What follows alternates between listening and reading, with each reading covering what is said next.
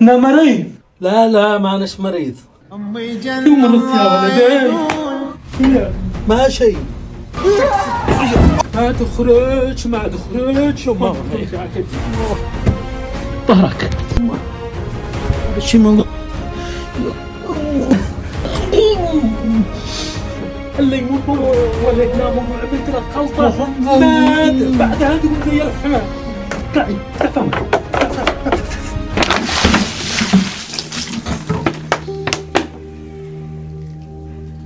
ان شاء الله تكون بالصحه. الله يحفظك مرة ثانية ما تكون تخرج بين البرد.